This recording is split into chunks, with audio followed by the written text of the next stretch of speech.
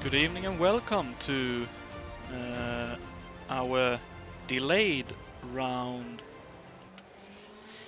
9, I think this is, if I'm not entirely misremembering. My memory is not what it is. I've only had a few hours sleep this previous night, so I hope you will be able to bear with me as we struggle through this event. Round 9 it is indeed.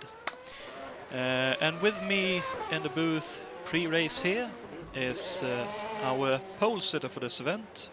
Got a pole by 0.8 of a second, Pascal Mikola. Congratulations, Pascal. I assume you're pretty happy with that. Well, hello, good evening, Jonathan. I am actually, I'm quite pleased. Even though, not to get too much onto my own horse, I didn't expect much else. Well, I have seen that your pace in the practice coming up to this event has been very, very good, so I can understand why you expected to have a good event as such. But qualifying is obviously one thing and the race is a completely other, so how do you see the race playing out for yourself? Well, it's gonna be a big matter of temperatures, especially tire temperatures, as I see the track is quite chill at the moment. But it's mostly gonna be who's able to manage their tires the best. Because the tire degradation generally is low on this track, but if you push the tires too hard in the stadium section, as we will all be running lower downforce in order to achieve the big straight line speed, you gotta balance that. You either go incredibly fast on the straight, or you have a good handling in the stadium. And both setting directions have their advantages and disadvantages. So it's mostly a matter of balancing it out the best and getting through the 45 laps as fast as possible while keeping it in one piece. And talking about going fast, the top speeds here, I believe at least, is the highest top speeds we'll see all year with. I think the fastest I've seen is 200 and almost 300 kilometers an hour, 312 or something, I think.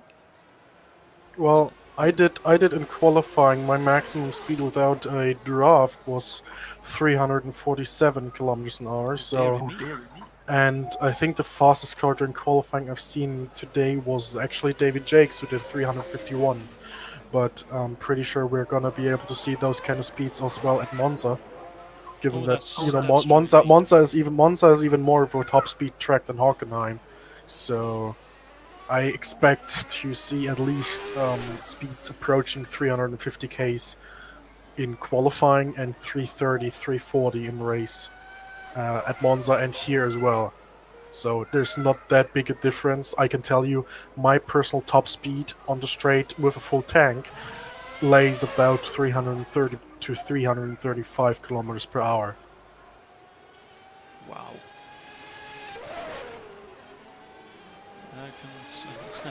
That certainly sounds. And I think the reason why I let's say forgot about Monza is the fact that I don't enjoy driving it. I enjoy watching races at Monza, but I'm not a fan of driving it. But yeah, coming back to what we're doing tonight, we have Hockenheim, of course, for the große Mobil Preis von Deutschland at the Hockenheim ring. It's an 6.802 kilometers long, and that for you using miles is 4.226. As Pascal has alluded to earlier, it'll be a 45 lap race or 2 hours, which, to be fair, I don't think we'll be going for more than like 1 hour and 15 minutes around this track.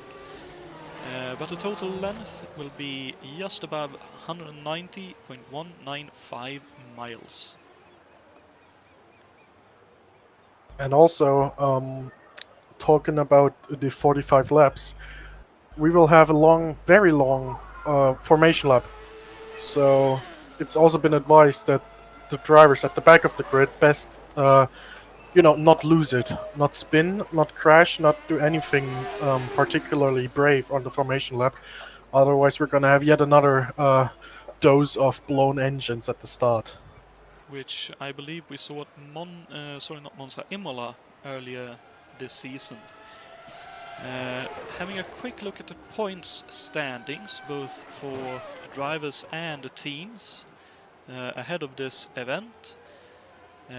Pascal Mikla is leading the championship with 36 points, much thanks to his win last time out in Great Britain. Dave Miller lies second for Williams on 31 points. Richard Coxon, with his spout of missed races due to computer issues, is back racing with us tonight, if my information is correct, since I know drivers were leaving after qualifying at the time. He has qualified 15th for this race. This track doesn't suit his Yud-powered Dallara that well, especially the engine. I think it's a bit too down on power. Gabriele Del Piccolo is 4th in the overall standings. I think he's qualified 7th for this event. And David Yates lies in 5th position in the driver's standings on 17 points. And also to have a quick look at the team's standings, Braun Tyrrell Honda leads the Constructors' Championship on 38 points. Motor Racing Developments, which I believe are the Brabham Yamahas, lies second on 33 points, just 1 point ahead of Scuderia Italia. That's the Dallara Yuds that Richard Coxon and Ray Widall are driving. 4th is Canon Williams team, or Williams as most of us will know it as, on 31 points. That's Dave Miller and Bruno Chacon. And in 5th in the Constructors' Championship is Team 7up Jordan on 27 points. And that's Gabriele Del Piccolo and Tim Hiller, isn't it? Yes.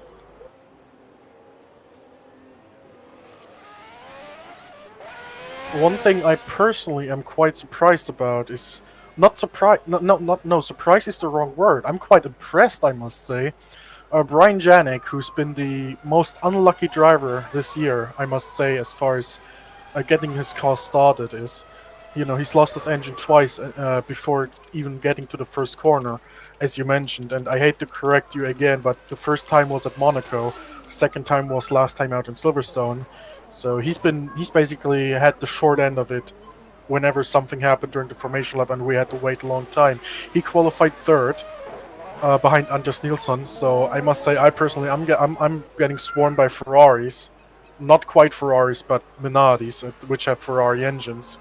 So I'm happy for Brian personally that he qualified 3rd, but I don't want to see him lose yet another engine. So that's why I mentioned the formation lap, that we best stay bunched up until the very end, so that we don't have to wait 30 seconds. Hopefully there will be no issues as such.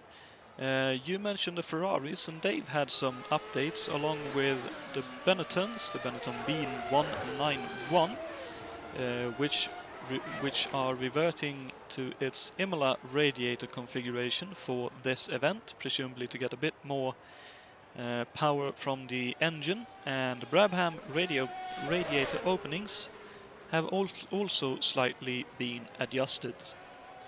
And I'd say the biggest update in terms of the cars, and the team that has been doing the most work in the short break between Great Britain and Germany, is Ferrari. And it's Tipo 291.4 engine that they've put together, which has a higher rev limit and more power, plus 11 horsepower, that is, from its previous iteration, which I think bumps it up 2 places in the brake horsepower department. Yep, I must say, I'm pretty sure, don't quote me on that, but I think the Ferrari has also now finally breached the 700 horsepower border.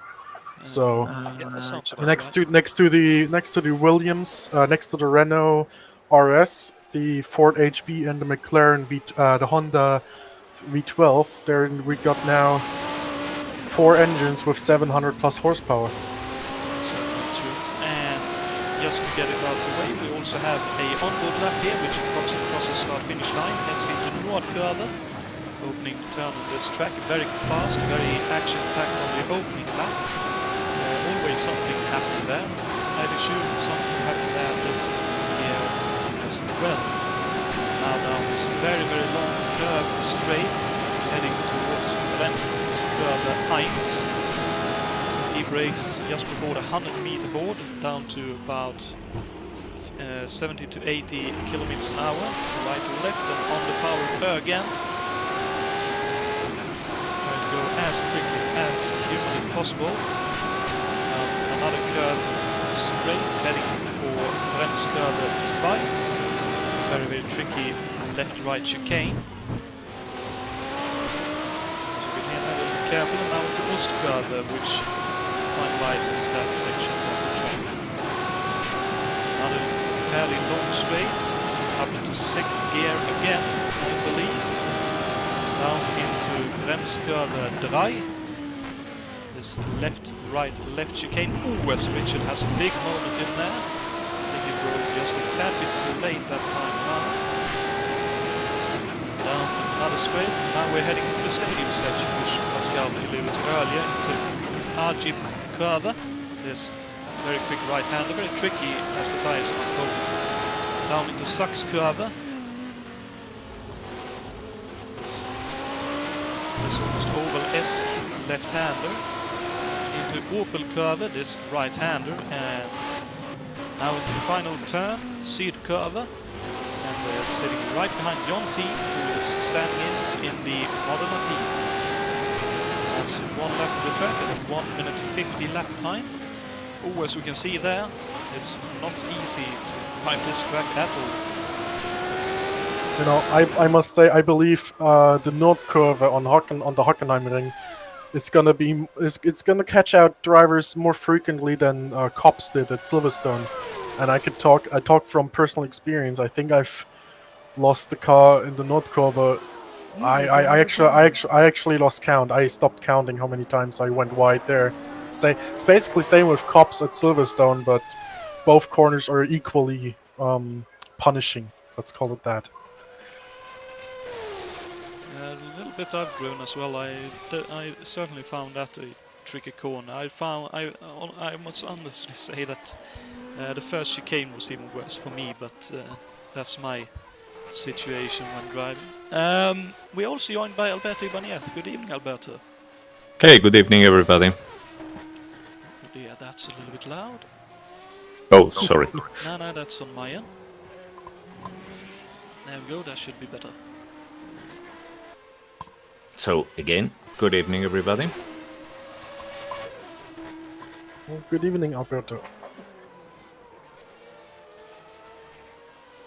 Yeah, we're just talking about the track and its difficulties. Do you have any additional thoughts on that, Alberto, with your vast experience?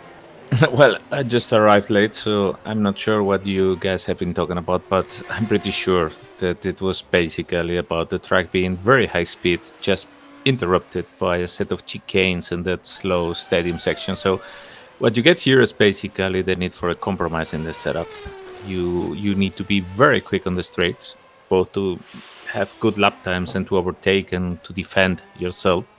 But you also need the grip in the stadium section, and you also need the traction coming out of the chicanes. So in that regard, it's always challenging, and you will see people who have gone very different options. And my main concern in this race here is basically for those who have chosen to pick very low wings, how the brakes are going to stand at the end of the race. Because when you have less drag, you obviously get the car rolling further when you are off the throttle, and that means more work for the brakes. So it wouldn't surprise me much for those that have a gamble on very low wings to see some of them heading for one of the barriers with a locked front wheel at some point. That certainly sounds like a very likely problem. I know I was talking with Anders and he was finding far higher brake wear than he was expecting, he mentioned to me, and I know he is one of those that will have a bit of trouble with the brakes, and I know that Richard Coxon has once again helped us with the predictions of where the tire wear will be low, mainly due to the fact that it's 3 long straights and a few chicanes, and only the stadium section will really wear the tires, as Alberto alluded to, and therefore the tire wear will obviously be low, but the brake wear, as you said, Alberto, I would expect to be very high rather than Yeah, in the stadium section, one thing we have already been seeing in practice, I've seen that myself while helping out a bit Little Al with the setup, is that, well, you arrive there with basically very cold front tires. The front tires are the ones that get best part of the airstream, and you basically are cooling them all of the time. So when you arrive to the stadium section, first time you turn in is basically on very, very cold tires, and that's going to also cause some problems. Yeah, that's true. Generally, this track, as far as tires and brakes is concerned, is very similar. It's similar, in my opinion, to Imola, because we also saw at Imola that the tire wear was relatively low. However, the brake wear was higher than you would normally see. We had some brake failures in Imola. I can remember David Jakes had lost his brakes, and that's why he crashed out. So there's that. I've tested the Ferrari on this track, offline and online. I've tested the Brabham in order to help out David Jakes in a little bit, and I can tell you with experience from those two cars. And those two cars, they're not the lightest cars in the field, but I think you can project generally onto all cars with all of the 12-cylinder cars, which are generally a little bit heavier than what you would have with the V8 or V10s. Because they have more mass to slow down, they generally also have more brake wear, so that's something that the 12-cylinder drivers will have to look out for. Also, because the 12 cylinders obviously burn more fuel, so they're going to be even heavier. Yeah, exactly. Anyway, it's going to be a matter of pacing yourself over actually not such a long race as we are used to, because I think if everything goes as planned, we should be ready. We should be done with some 1 hour and 20 minutes or something like that. It's by far one of the shortest Grand Prix that we will have in the schedule. Yeah, that's certainly true. And I think you what more did you want to say there, Pascal? Two things. Generally, one thing to agree with Alberto, the average speed on this track is incredibly high. I think it's over, if we look at one lap, Gabriele Del Pico is currently fastest in the warm-up with 46.552. I'm not that good with maths in my head, but I think that converts to about an average speed of 220 to 235 kilometers per hour. So I predict that the average speed will be about 220. It will definitely be over 200 kilometers an hour, even with pit stops. And also, one last thing is, we actually have a 26 starter now. François Ramin just joined the server in the Benetton B191. So he's going to be starting from the back of the grid, but we got a full field. That's great to hear. We didn't get pre-qualifying. It's a shame, because it's always something very entertaining, very reminding of the Indianapolis Pub Day. But we had to postpone this race 1 week, and that hurt the participation of some people. But anyway, yeah, the turnout is great, and I'm happy to see that by mid-June, and well, by the end of June nearly actually, and despite the COVID and all that, we are running so strong. It's great to see, and mostly of all for the drivers that turn up, because it's always so enjoyable to actually see a full grid, to see many people there in the track.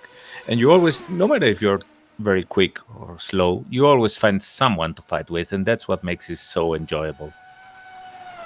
It certainly does. And we have a couple of relative newcomers wanting to have a piece of the action here at ISO. We have Christoph Liechtenstein, who has raced with us before, but that was in USAC and kart racing.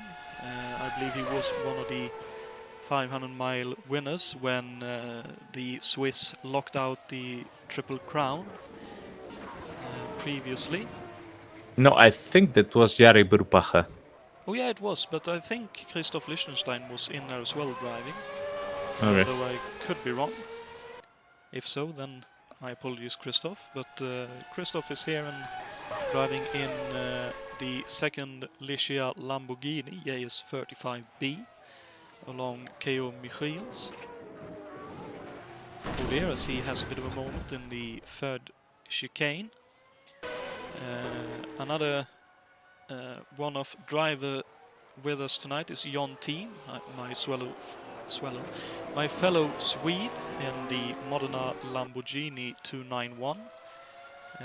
Certainly has the power in the engine to do well here. The problem is that reaching those power areas where the engine actually produces the power you would like is a little bit tricky. And it's quite heavy, so hopefully both the Modenas will do well, although they will probably struggle just a little bit. We also got another one-off driver, if I may mention him. Cesarius Schlapinski in the Ferrari 643. He's driving alongside David Saber today, because Mike Olsen is unable to drive today. I think Cesarius is quite engaged in USAC as well, although I'm not quite sure about that. You have to correct me on that one. Yeah, he's driving the AJ Foyt Coyote there. Exactly, he's pretty fast in the Coyote, so seeing he's him in pretty the Ferrari, fast on anything actually. Oh yeah, so I expect him to finally pick to be the one that finally picks up some points for Ferrari, since the Ferrari has had quite an abysmal and a year bit so that far. course that they are suffering all the whole season. Yes.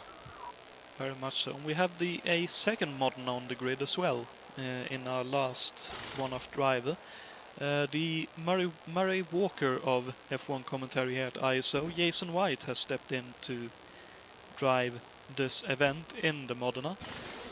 Not sure how well he's doing, but hopefully he's having quite a bit of fun and he'll have a good event as well.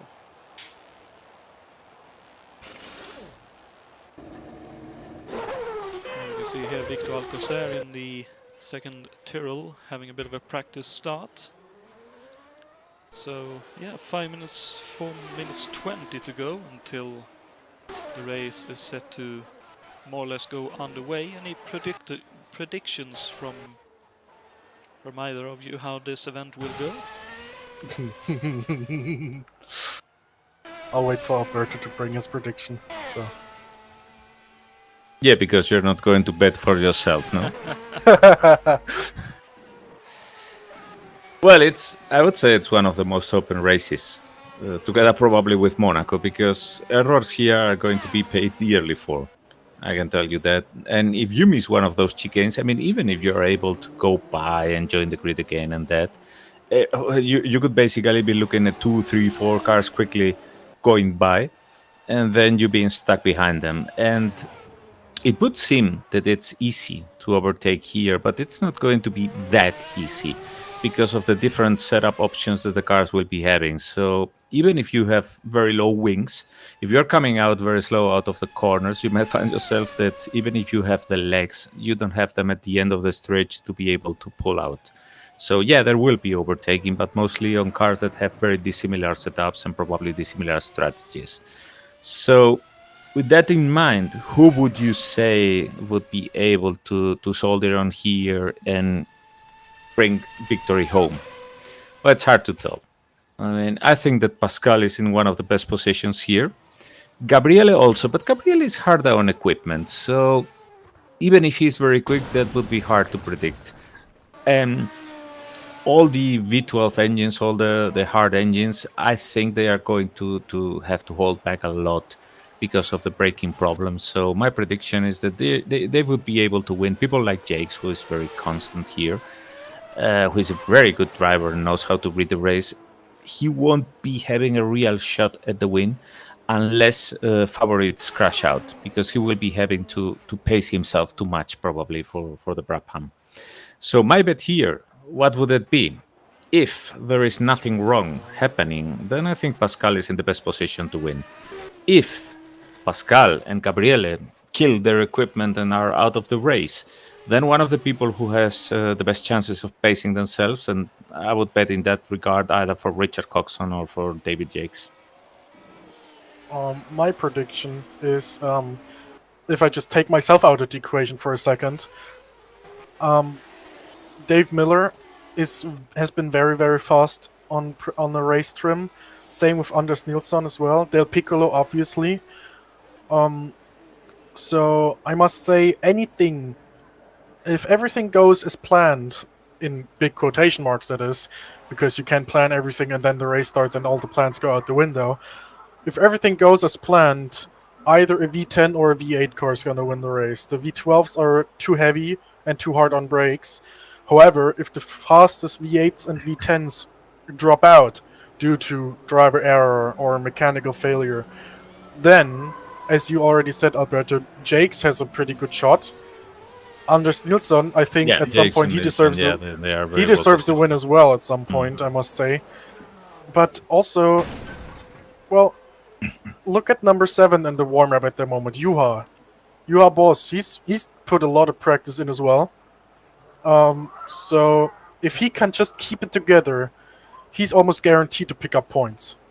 Yeah. If not, well, the points fight is another story, and that's something that I wanted to highlight. That's a very good point that you just brought up, because look, one thing is winning this race, and a very different one is if you are on a championship campaign. And this is exactly the type of track where everything is going to be diced for so much that, I mean, you win or lose championships with the points that you collect in these tracks. It's not the stellar performance when you are winning in Monaco, or when you are, like, I don't know, winning at Silverstone, or one of the most known tracks that everybody has in their mind. No, it's actually when you're struggling here with the brakes on a heavier car, but you're doing a good job of collecting those 2, 3, 4 points, and are doing that all the season in these tracks. Channel edited. That you basically win the championship at the end. So, like I say, winning is one thing, winning here is one thing, and collecting points and being on the championship fight is a very different one. Yes.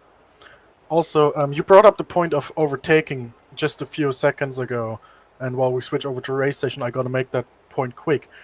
Overtaking is one thing, hitting your braking point is another. You know, go figure. Okay, good luck. We will see you hopefully in the after race interview in a very good position. I hope you don't mind me staying here. I'll just mute my microphone. Otherwise, I'll lose connection. I know, but therefore, because we won't be talking to you. Alright. Have fun, guys. Best of luck, Pascal. So, race session is just a few moments from going live. As I just need to do a quick fix like that. And while we wait, good evening to everyone watching. I hope you'll all enjoy this one, and my apologies, David. Thank you for pointing it out. David Junt is helping out just a little bit. Christoph Liechtenstein is German, so my sincere apologies to Christoph. I hope he will be able to bear with me with my lack of knowledge. Well, I was pretty sure he was not Russian or Italian, but he could have been either Swiss or Austrian. So, well, or from Liechtenstein, obviously. Indeed, but that would be make it a bit too easy, I think. Okay, so formation lap underway. On pole position is Pascal Mikula, the Tyrrell Honda 020. Oh, Jesus Christ! What's that? Is that someone spun into the barriers? That's Dave Miller. Oh, dearie me. Now that's a really bad start. He will be able to join the grid again in his spot, but watch out, because there's now an engine overheating and there's now a probably damaged car.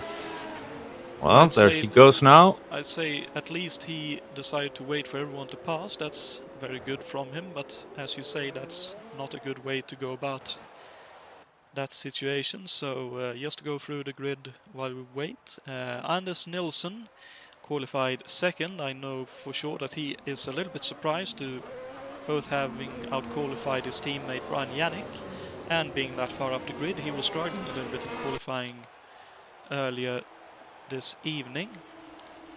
Brian Yannick is third in the second of the Minardi, so the Minardi M191 working very well here in qualifying at least. Fourth on the grid is David Yates in the Brabham Yamaha. Dave Miller making his way back up the field to try and regain his grid slot, so he has to wait as little as possible. Will be starting from 5th position. 6th will be Juha Bols for the McLaren team. 7th is Gabriele Del Piccolo for the Jordan team. 8th is Alberto Junior in the second of the McLarens. Tim Hiller will be lining up 9th in the second of the Jordans. David Saber is the best qualified Ferrari in this race, as that's Dave Miller just making his way past there. David Saber qualifying in 10th. 11th is Bruno Chacon, so a very good qualifying session for Bruno. Yeah, very good one. Sandwiched between the two Ferraris, but very good mid-grid position for him. For sure, and I would expect him to have a pretty good race here tonight. He is very consistent, and considering the supremacy of that Williams-Renault combination, I would expect him to be able to pick up a point or two this evening. Cesare Slapinski standing in the second of the Ferraris, is qualified in 12th. 13th is Ray Riddle in the first of the Dallaras, right behind him. Well, right behind him on the grid it'll be at least, but 2 places behind him is his teammate. Adam Hackman is 14th in the Benetton. Richard Coxon, as I alluded to, 15th in the second of the Dallaras. Victor Alcacer in the second of the Tyrrells in 16th, with Richard Wilkes actually quite far back in this session. Not quite sure why that would be. Yeah, it's a very weak engine and car, and that's showing here. Ah, okay. I thought it was better than that, in the engine department at least, but that's how it can be. Leighton House Ilmore in 17th. 18th for Christoph Liechtenstein in the Ligier. Guy Kramer 19th in the Lotus. Jules Bouchard 20th in the second of the Leightons. Keo Michiels 21st in the second of the Ligiers. Jon Team 22nd for Modena. Thiago Canola 23rd for La Rousse. Jason White 24th for Modena. Timo Vermeersch with a bit of a spin. That's unfortunate. Looks like Yeah, it's been a bit of a is it? bottleneck there in the back of the grid as everybody's lining So up there. Lotus for Timo. Hopefully Timo And goes back quickly. final place on the grid is François Remen in the second of the Benettons. Now let's hope for a very quick start, because people will have here the radiators very much closed for this high-speed track, and I would not like to see one engine burning there. What's going on here? Oh dear me, drive-through penalty for David Saber, but it looks like the race is underway. Oh, we have a blown engine towards the back. Looks like one of the Ligiers. Bit wide. It was That a bit of a Green weird Farmer. start there, because I saw one of the cars shoot away, but that must have been some kind of lag. It's I'm sorry Pascal to Migul interrupt actually you. in the front, followed by David I'm Jakes. sorry to interrupt you, but it looked like Anders Nielsen jumped the start, but he suddenly disappeared, so there's something happened there to Anders. Yes, yes, Anders that's is, what I thought is also. Anders is showing Oh us dear the me! Q2. Oh no! Little Al just hit the barrier that big time. He was surprised Oh, by dear the me, let's braking of the watch out cars as in well front. as he ricochets into the rest of the pack by the looks of things. My goodness, what a madness there. Gabriele Del Piccolo has lost the front wing. Dear me, that's not good. So unfortunately, Little Al out already. Let's see if we can possibly find out what happened. Looks like he just missed his braking point, right out of the path of everyone else. Unfortunately. There's Christoph Liechtenstein with the burned engine, and then there's Anders Nilsson. Yeah, black flag. And there's the second Ligier also in the garage. Whoa. I mean, what an anticlimactic start. Dave Miller just jumped over one of the chicanes, but it seems that everybody is slowly setting in their position. Oh, as you have Ball dives up the inside of Pascal Mikkel at the front of the field. dove up in the Ajib curve and trying to go the long way around Sachs curve. I don't think that will work for him. So Juha Boos remains in third. But as you say, we have Keo Michiels out as well. I'd assume that's due to the incident in the first chicane. And Gabriele Del Pico trying to get into the pits, and up the inside there went Cesare Schlapinski. I don't think he realized that he wanted to go into the pits, and David Saber still with a drive-through to do, but clearly he wants to do as many laps as possible before he serves his penalty. Bruno Chacon up into 10 and running with the Ferraris at the moment, so that looks like a good position for him. Cox in 11th and Wilkes up into 12th. It looks like Bruno is actually challenging one of the Ferraris up ahead into Bremskurve 1. Oh, someone on the grass. That's Saber on the grass. Yeah, he missed the chicane. Now he has to let the other cars go by. He slots in right in front of Victor Alcocer, who is trying to make it through. And David got a drive-through because of jumping the chicane. Probably he didn't slow enough at the first part of it. No, it was already at the start, so I think he either rolled on the start or jumped just a little bit early. Oh, and another bit of a moment again in the chicane there. Timo Vermeer's 14th, Jon Team up into 15th in the Modena. Guy Kramer in 16th. Oh, and a big loose moment there. Yeah, it's going to be a big battle among these three over the race, I predict. I think you're very much right in that prediction. So, but anyway, it's David Jacks running away from the rest of the field right now. It's interesting to see that because he doesn't seem to be pacing himself very much, and as we have mentioned, this can take a toll on the brake discs later. Juha Boos very well positioned second, with Pascal following in third, and then fourth Dave Miller, who recovered very well from that nerving incident that he had on the start, and is followed closely by Ray Ridal, Brian Janik, and Tim Hille. After them, there's already a big gap between what first of all is Bruno Chacon and then Richard Coxon, followed by Richard Wilkes. And again, Victor Alcocer. There's David Sabre now complying with his drive-through, coming out to track again, and he will be overtaken by barely not overtaking. Will he make it? Yeah, he makes it. That was very good luck for David Sabre, because that group of cars that are fighting then among themselves, if he had slowed behind them, that would have been a problem for the rest of the race. Yeah, for sure, and it's a big battle pack behind him. That's Hackman, Canola, Remin, Jon Team, and Schlapinski, and Guy Kramer with a spin in the first chicane there. Probably entered there just a bit too quickly, and the tires didn't quite want to hold up. As Guy Kramer actually looks to be parking it there. Yeah, it looks like he has decided to retire, unfortunately. Jason White also trickling through that chicane, making it a little bit easier, but Sabre already opening up the gap to Vermeersch. So clearly, and my goodness, all the knives are out in this pack that is led now by Timo Vermeersch. Adam Hackman is right behind, trying to make a pass now, using to his advantage the power of the Benetton, which is a Cosworth engine. Then right behind is Francois Ramen. Oh no! And Timo Vermeersch heads for the barrier. Near me, that's unfortunate. I think that was the dirty air from the Benetton in front that could very well be. Out. It looks like he'll at least try to make repairs and continue. Who has a spin behind there for Jules Bouchard.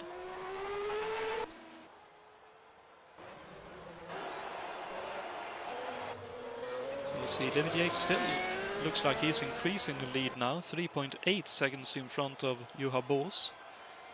And I'd say this is probably one of the best opportunities for Juha Boos to take a win in this.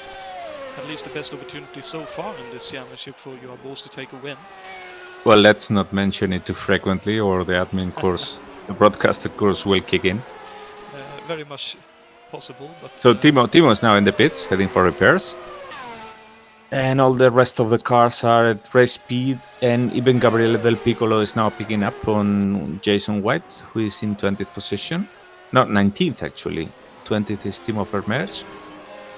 And Gabriele is, well, probably trying to make his best to save some points because he's actually in the title fight.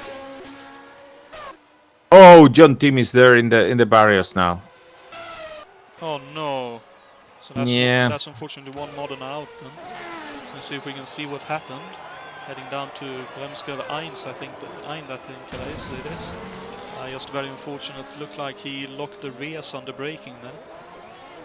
And Juha Boss is now very much challenged by Pascal Mikula, who is probably not happy of seeing David Yates running away so quickly, because the gap is already 4.5 seconds between first and second qualified, but for Pascal it doesn't seem to be any easy at all to overtake there. Coming out of the last turn, or the first turn, sorry, better because it's after the start-finish straight. The first turn is a very quick one, so you get a lot of aero washout. Let's see what happens here in the braking, but Pascal is very good at brakes, so I guess he will be able to make it. Yes, he does. He slots in front of Juha. And Juha is a wily fox, so I don't think he'll be putting up too much of a fight and will just try to hang with Juha now and catch up to the leader. Yeah, he probably has a very heavy car, as we have already mentioned pre-race, with all the fuel that Honda engine has to take. So if he's happy with the pace that... Oh, whoa, there! Well, you see that? It's not easy to stop that car. Probably didn't want to lose the train, but... That's a very dangerous place to not be able to stop. Yep. So now we're under attack from Dave Miller instead. Yeah, you see, we were mentioning it. I mean, slightest error and you have someone already on your back, or you lose positions. Ryan Yannick shortcutting Bremskurve dry in behind. That's Tim Hiller. Well, look at Richard Wilkes now overtaking Richard Coxon. Ah, there we go. Nice use of the nice slipstream, clean move there. Oh, but it's Bogle on the exit. Yeah, but too little slips in there. I think that Wilkes played it very, very cleverly there. Knowing that he had botched the corner, he basically lifted a bit so that he killed Richard Coxon's exit. In the end, he let Richard by, but probably, maybe he missed a gear because the way his car went backwards, that was not normal. But he will get other chances, I'm sure of that. That's certainly true, and the battle between Canola and Remen is still going strong. The Larousse versus the Benetton. The Benetton obviously enjoying a bit more power from the engine, but I can speak from experience that Larousse handles very neatly. So as long as Remen doesn't park that bus too much, I think he'll struggle to shake Canola off his rear wing. You can see here Slapinski. I didn't quite catch what happened to Cesarius, but he's dropped back to 16th now. With Gabriele Del Piccolo trying to repair his race after he ran into trouble with when Alberto Junior went off at Bremskurve 1. I think it was Del Piccolo who hit him and lost his front wing. And, yeah, actually, Lal posted already in the forum what happened. And what happened is that he saw that he was missing the chicane and probably about to hit someone, so he elected to go in the grass and, if necessary, hit the barrier. But the problem is that the car bounced back to the track. So, yep. Oh, Remen there, he goes to the grass. Well, he saved it, saved it very neatly there, using the auxiliary road. He lost the position to Thiago Canola, but that was a very nice save. He's able to continue racing, and that's the main thing. Lost, really squirmy on the brakes even before getting into the chicane, so I think that auxiliary road will probably be used quite a lot in this race. It's a very well placed one for all our drivers to make use of. Wilkes is off and into the barriers! Wilkes is out! Oh my goodness! That looks like the final corner, is it? Del Piccolo is also shown as a DNF here for me. Oh, Maybe yeah, they had a tried to- collision. No, I don't think it was them. Yeah, Wilkes just went through Opel Curva a little bit too quickly and ran out of road on the exit and couldn't get the car stopped, and into the barriers he went. Let's see if we can find out what happened to... Yeah, and Gabriel is also out of the race, probably trying hard in order to catch back, but that didn't work for him. Let's see. Yeah, it's the same chicane. Let's see. Well, the same chicane. Bremskurve 2 just broke. Watch out for Brian Janik now overtaking Tim Hille. Both of the Oh no! He took Tim Hille out. He tried to get the angle for the corner. Well, that was a bit like... Probably he's going to slow down and give back the position. Seems to be... No, he isn't. Well... Ooh. They were very lucky to stay off the barriers, though. Yeah, they were, yeah. Almost looked like both of them went to the same piece of the track, and just one of those things, really, where two cars look for the same piece of track, and sometimes it doesn't go quite the way you'd expect.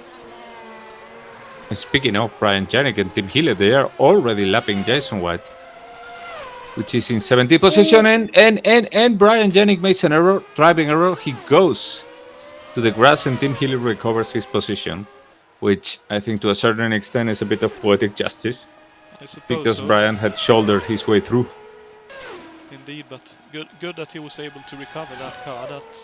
That's a very dangerous place to go off. But good to see that he'll be able to continue. And good sport by Jason White as well. He could have blasted past him, but decided to hold off and let Brian regain his position in front of him.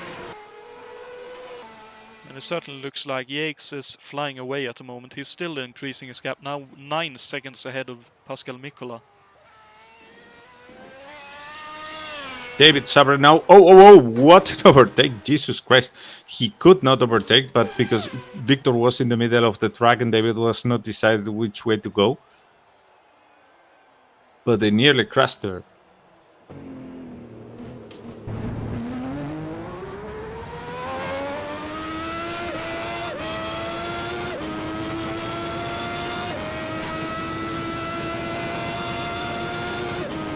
At this point it's real mayhem, because even if there are only, well, not few, but many less cars remaining on the track, it's like everybody is on everybody. Either they are fighting for position or they are simply trying to overtake lap cars. But that's a traffic jam in almost every corner. Oh, indeed, one of them I just caught when I was looking through the lower end of the field. Jules Bouchard got mugged in the last 2 corners by Oh, David Sabre, no! Coming out of the corner, he gave too much throttle there, hoping to get a good exiting of the corner and make the run down on Victor Alcocer, and as a result the car oversteered and hit the barrier. Oh, dear me. Well, this is really being a very tolling race. I mean, the amount of people that are being out of the race already is incredible. The attrition is brutal in this race now. It's incredible. I didn't expect it. I'd expected there to be attrition, but I didn't expect it to be this high. I mean, we're down to, what is that, 17 drivers at this point. Yeah, that's 9 drivers out. It's incredible.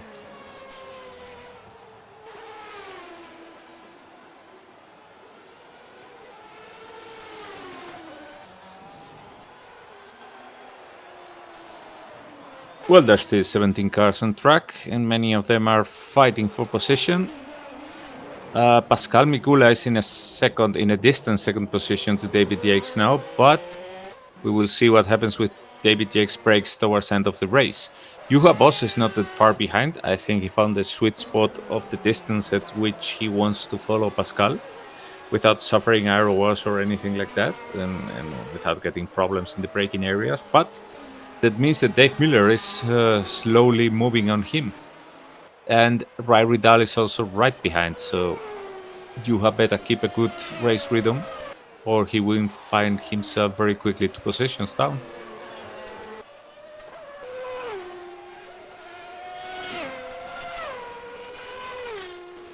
And it's also quite impressive because race car is one of the Dalaras, isn't it? Looking There's at Thiago now trying to overtake Victor Alcocer, trying to find his way, showing himself on the outside, on the inside. We'll see what happens now. Victor is covering there, going for the corner. They end this in the stadium section, which obviously is the place where Thiago wants his overtaking maneuver to happen, because he knows in the straights he cannot compete with the engine in that Tyrrell. Now they're coming out. it's a very strong Honda engine in the rear of that Tyrrell, but wow, look at Canola's exit! Yeah, there he goes on the outside. Victor didn't want to really close the door on that. He knew that Thiago was obviously going much quicker. Very sporting from Victor. Certainly so, and it But actually look looks at the like straight now. I mean, Victor is clearly closing on Thiago. So it's really not surprising that Thiago was eager to get that overtaking done before the end of the stadium section. very much so, and it looks like Thiago has that car very well set up for the exits of the turns. He looks very settled on the exit, especially compared to Victor, who seems to be struggling a little bit getting on the power, which obviously could also be partly attributed to the fuel loads, the Honda with more horsepower and it being a V10, I think, in the Tyrrell, the year-old Honda engine, will be using more fuel, and therefore that Tyrrell is probably a little bit heavier than the Larus at this point in the race. And Miller is passing Juha now. They are side by side going into the chicane. Oh my goodness. Oh my You are trying goodness. to hold on. Oh, and Whoa. they Pin would by have Miller. in there. And there you go. What we were just mentioning. Slightest error. Now you have a 3 second deficit and lost 1 position instead of gaining 1. There's Ray Riddle, who was able to slip by. And Ray enjoying a very good race here so far, sitting in 4th position now, and from the looks of things, just keeping on watching, just watching what's going on in front and picking cars off when they run into trouble.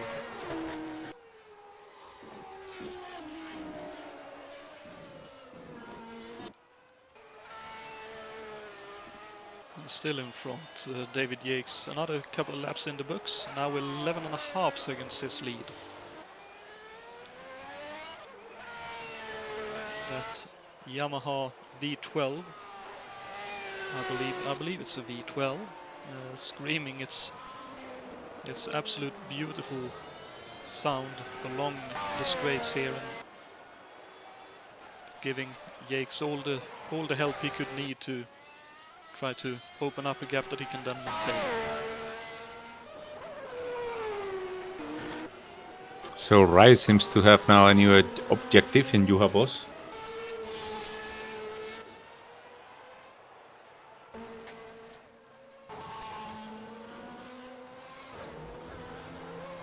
And David Jakes has increased his lead to 12 seconds. And I'm really wondering about his brake discs. It's certainly very brave to scamper off in this kind of pace that he's putting on, but also knowing David, I don't know what the track temperature is at the moment, but he was talking about if the track is too cold, his tires doesn't work. So I wonder if he's driving at this kind of pace at the moment while the track is heating up, because he needs to do that to keep the tires in a working range of temperature. Well, currently the track temperature is 21 degrees Celsius, which is colder than, what you would normally expect. So there's definitely some grip deficits there. Thank you, Pascal. So that's definitely way below what David would need for the car to work really well. So I think it's probably partly then down to him needing to keep the tires in temperature that he's going at this high rate of speed.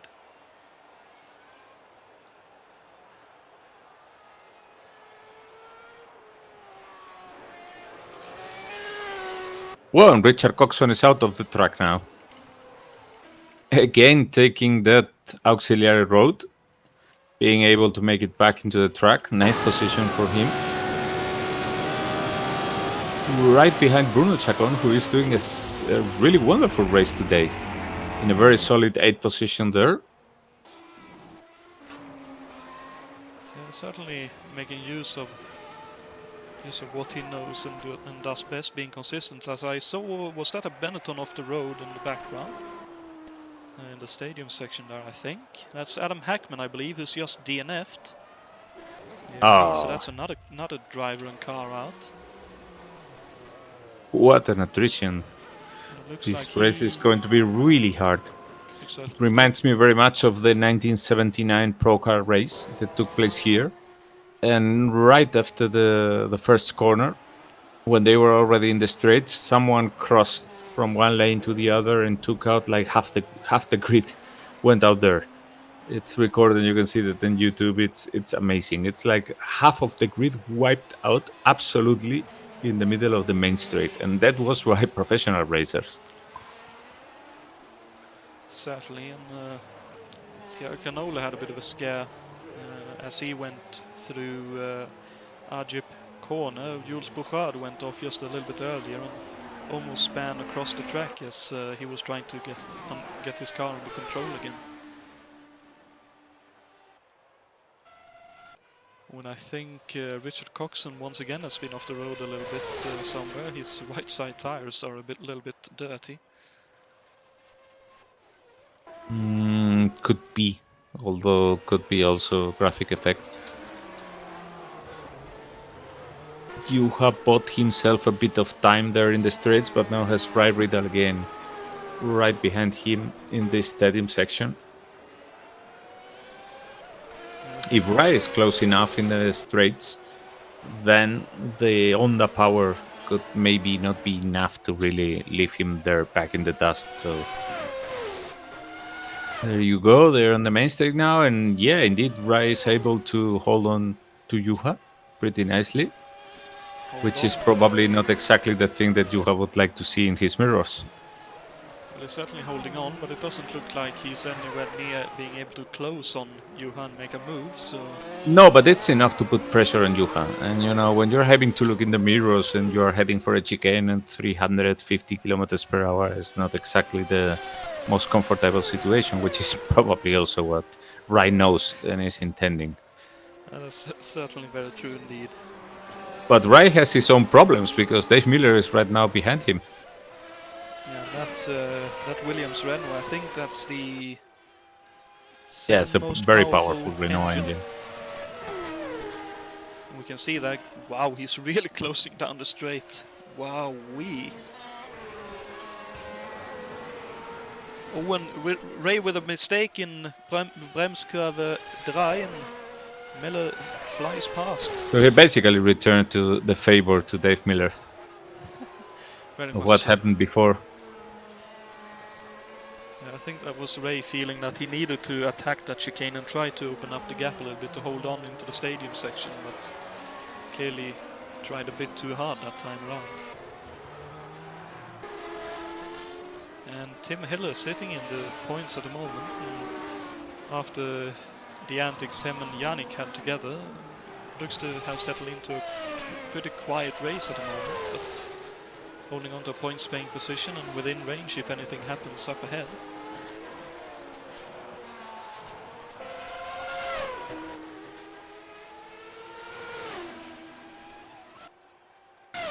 Oops, I think there was a blue... Oh, Rairida, look at that.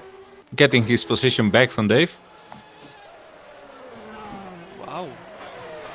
Very slick move there. How did he do that? I think that Dave had a bad exit from the previous corner. But look at that, because right now it's Tim Hill and Brian Janik who are coming very hot from behind.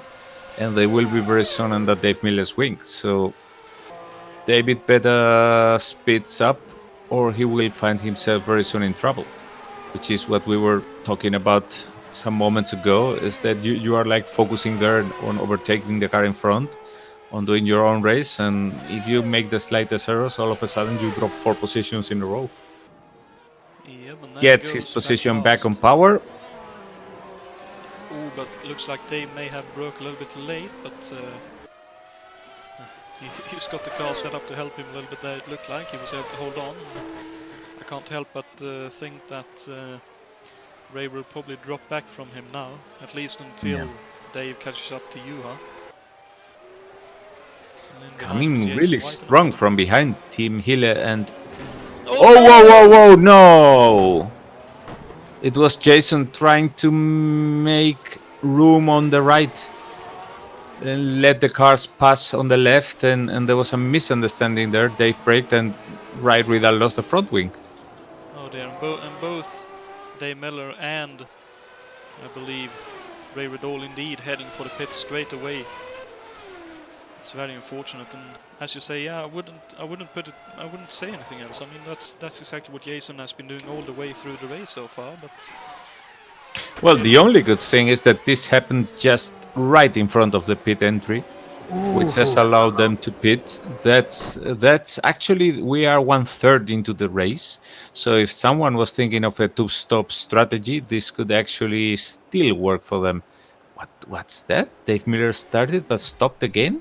looked like his car was crabbing, so Oh, that's unfortunately a retirement for Dave Miller. Our second-placed driver in the championship has retired. well, from Jason this White race. just spun. They're coming out of the chicane. Back on track now. I wouldn't be surprised if he has slight damage as well from that situation. Yeah, that could very well be damage rear suspension. Let's see if Ray Riddle is able to stay on track. Yeah, he is. He did a pit stop, and now it's track. It's actually in 7th position, so still in the points fight. If there is anything happening in front of him, his teammate Richard is right behind him now. Thiago Canola behind both, and then comes Victor Alcocer rounding up the top 10. François Remen, very meritorious there in his 11th position in this one-off, with, well, obviously not as much practice as the guys who have been racing these cars all over the season. And followed by Cesarius Lapinski.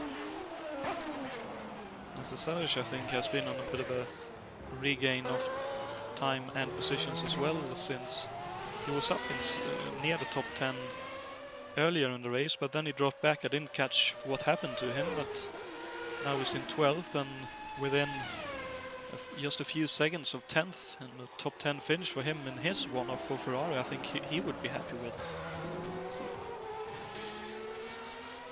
And Jakes has a steady lead with 11 seconds in front. So not a lot of change there in the front. At some point it went down to 10 seconds from 12, but it's now increased back to 11, so I guess he has, as of now, good control of the race.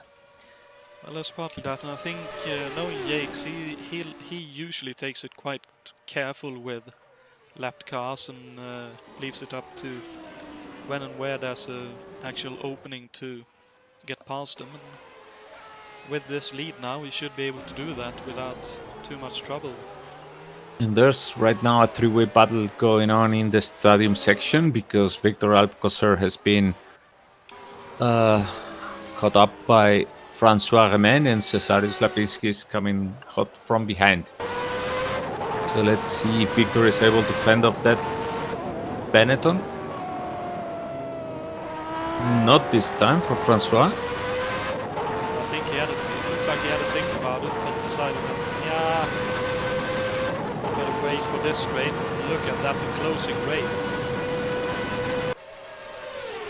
Let's see if he can actually break around outside. Ooh. I think they were actually touching wheels then, but Victor defending hard there and holds on to his position for now.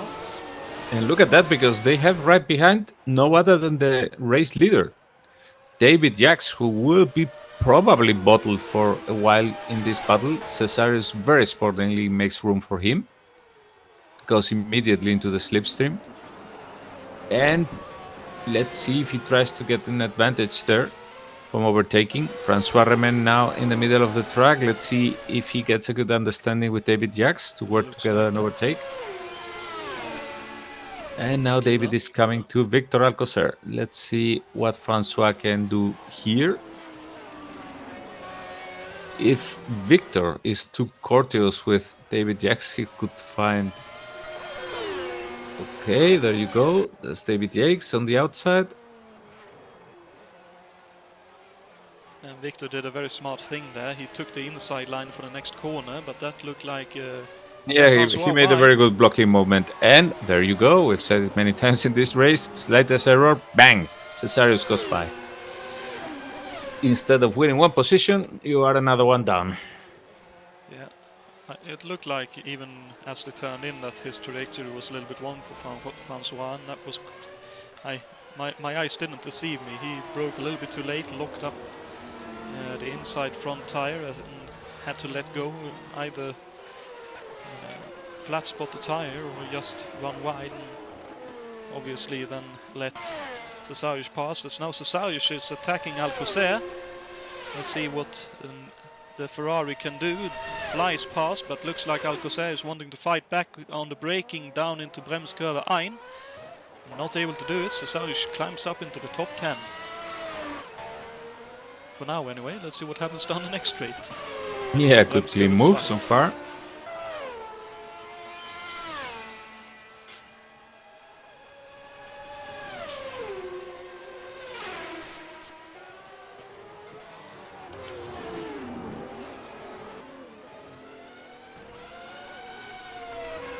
Looks like Cesarius. Oh, yes, that's Jason White, is it? Having run wide at Bremskurve 2, rejoining, but nice and safely done, and no issues to report in that. So Cesarius, as I was going to say, looks to have cemented his top 10 position for now. And it looks like mostly, at least in the top 10, there's gaps between everyone, and everyone is driving neat and safely here. Although I must say that Pascal is closing in on David a little bit every lap now, so it'll be interesting to see how that evolves as the rest of the race continues. Well, Victor has now enough to think of with Francois Romain. Oh no! Look at that! Francois Romain, he heads into the barrier. He put the wheels on the grass. Yep, he has, so let's see if we can catch that on the replay. So, looks like the same place Richard Wilkes went off. Oh yeah, looks like almost a carbon copy of what Richard Wilkes did, and just nothing you can do. Very similar to, was it 2019 at Hockenheimring, when the rain came and what is nowadays out there, there's tarmac, but it's a drag strip, and it was like a sheet of ice. Yes, that was last year with that chaos-filled race. And I'm betting that there is now a good amount of drivers out of the race, banging on the steering wheel, cursing themselves for not having been a bit more patient. Certainly wouldn't be surprised in that case, because if you would be able to keep going, you would be in, what now, 15th, 14th position? 14th, yeah. At least 14th. But seeing as the teammates behind there, the two Tyrrell cars switching it up, but since there is a bit of a calmness on track, let's have a quick look at the trivia question for you, so you have something to ponder during the rest of the race. So, the question for you this evening for the remaining 25 laps will be: who won the German Grand Prix held at Hockenheimring, the first German Grand Prix, let me reiterate, held at Hockenheimring in 1970? Was it A, Jochen Rindt? Was it B, Jackie Stewart? Or C, Jack Brabham? Can we toss in our answers? So, are you so bored while driving? possible answers once again was Jochen Rindt, Jackie Stewart or Jack Brabham?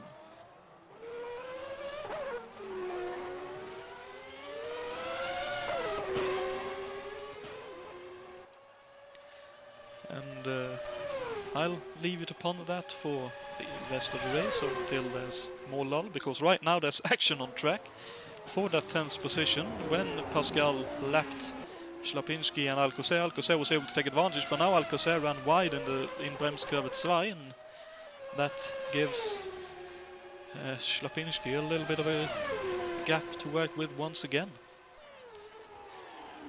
Yeah, we got to do a bit of a broadcast course again, because as soon as we're focusing on someone, he has trouble.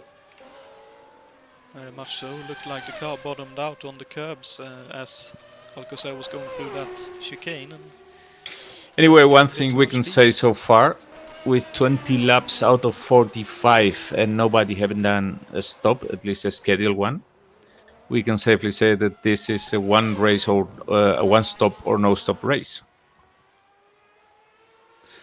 That's the strategy that most people will be adopting. And I suddenly lost everybody. Yeah, I did for a moment, but looks like everyone is back Bit now. of lag there, yeah. Always Okay. exchanging fastest laps. David Yates did a 46.0, I think, and now Pascal Mikla does a 45.9, so they are certainly hard at it, trying to eke out as much pace as possible out of their already battered cars.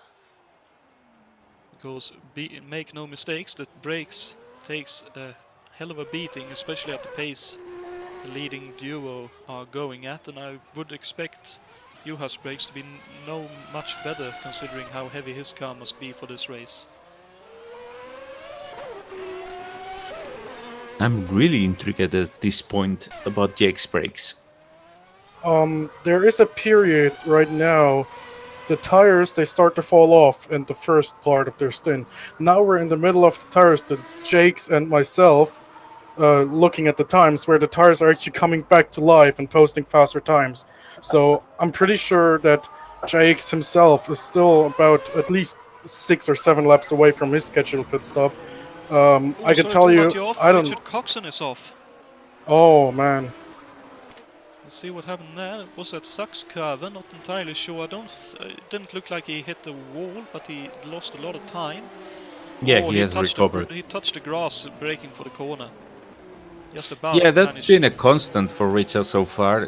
To make up for the lack of performance in his Dallara, he has been putting many times softer tires and going for setups that allow that, but then those tires, of course, degrade very quickly and give him lots of trouble when he's towards the end of the stint. You can remember very well in previous races when he had to do a forced pit stop. I think that happened, for example, in Canada, like 2 or 3 laps before schedule, because he basically had run out of tires and he needed to stop.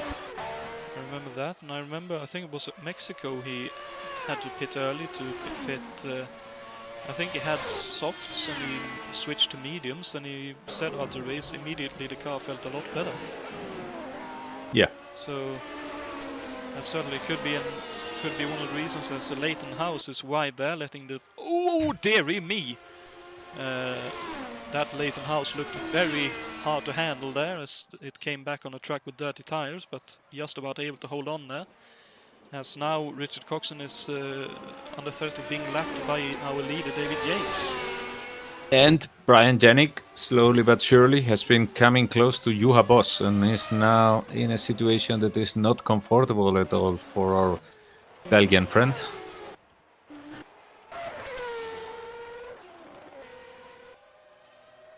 That's certainly true. I'm a bit surprised that Juha's pace has fallen off.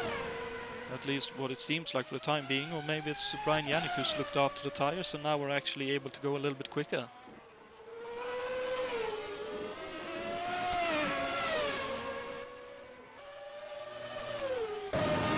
Yellow flag in the Südkurve. There's someone. Oh, that's Richard Cox who spun. Oh boy. Oh, he spun again? Yeah, he spun in the Südkurve and I almost ran into him. Fortunately, he managed to. Iago Canola is in the pits. Canola Looks in the like one pits, of the and first to Coxon make his scheduled pit stop. Indeed, and Coxon on his way in as well. about halfway. Out So of tires completely for Richard Coxon. yeah, But you almost know, looks like even he if has a he keeps puncture. the same tires, this second stint with less fuel should be much better. Certainly, and here comes another one. It's Brian Yannick, I think. Brian Yannick. So the Minardi in. Let's see what happens elsewhere as Coxon just gets out ahead of. Oh, looked like they shared pit stall, so that's a very fortunate timing for Yannick, being able to get into his pit stall without being hindered by anyone or anything. Coxon, I think, dropped one more position with that, 2 more positions with that pit stop. What's up here? Juha Boss has missed the chicane, locked the wheel and missed the chicane. And let's hope that this is just tire wear and he's about to make his own pit stop very soon. Very much so. Tim Hille is signaling, I think, his pit in. Certainly looks like that he might be heading in this time. Yeah, with a small error by Juha Boss, we will see what happens now after his pit stop, because Brian Yannick was uncomfortably close. So if Juha pits this time by, so the distance between both now is, I'd say, I think it's 21 seconds, and I don't think that will suffice to stay in front of Brian Yannick, but we'll see. I don't see any icon so far of him requesting the pit. Pascal continues for at least another lap while Yates is into the pits. So this could now looks like Pascal's pit crew is getting themselves ready. So maybe next time by Pascal will be into the pits and Yates blasting out of the pits, trying to eke out every ounce of advantage he can out of those new tires as Juha Boss continues around another lap. Meanwhile, Tim Hille heads into the pits. Yeah, it's interesting in the case of Juha Boss. I'm not sure if his pace at this point is really going to pay off. But time will tell. For sure. So I think that's from... I'd assume that's from Francois Men's crash. I saw some wing pass on the exit of Sudkurve, but I think that's where Remen's car ended up after he unfortunately went off. And now with all the pit stops and some issues up ahead, Bruno Chacon is into the points in 6th. He is, yeah. Very That's discreet remarkable. but very steady race, nice to see. And Pascal is now about 17 seconds in front of David Jacks, who, once his tires are up to temp, is going to be, well, eating on that distance very quickly. It's actually lowering, well, you can visibly see how it's lowering down. 15 seconds, 16, but depends on the part of the track, obviously, but we'll see. As Pascal now heads into the pits. Yeah, good decision, well timed, because there's nothing to be gained here from staying out. So one lap while Jakes is doing his very slow out lap, that's fine. But now it was the time to change the tires, so even if Jakes is likely coming out in front, yeah, he just went by. But at least that's the best decision. Certainly, and it looks like the gap will, as they come And out, Juha Boss be more or goes less for another lap.